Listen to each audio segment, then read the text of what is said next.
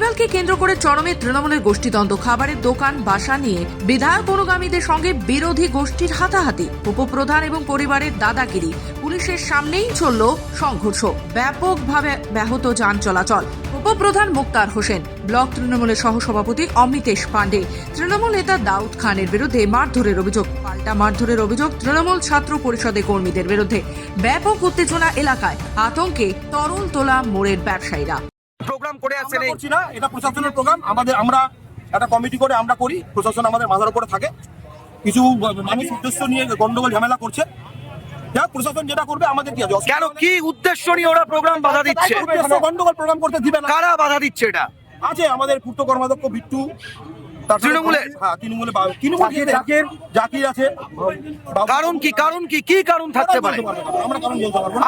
আপনারা কি কোনো কাউকে কি অবজ্ঞা করে বা না, আমরা প্রশাসন কোনো রকম অবজ্ঞা করিনি। ফুড স্টল কোথা থেকে হবে, কাল গাজী সাহেবের স্মৃতিকবু এসে জেগে দিয়ে গেছিল। হ্যাঁ, আমরা কাউকে কোনো অবজ্ঞা করিনি। এবার প্রশাসন বলবে। আমি এটা উইথড্র করছি, কারণ পক্ষ এখানে নয়। কিছু কর্মী আমাদের চাইছিল যে এখানে একটা স্টল হোক, আর কেউ চাইছে যে এখানে স্টল না সেলফি জোন হোক। এই নিয়ে বিতর্ক হতে হতে হাতাহাতি হয়ে যায়। বলছি পক্ষই কিন্তু তৃণমূল, কি বলবেন? অবশ্যই তৃণমূলেরই তো কর্মীরা।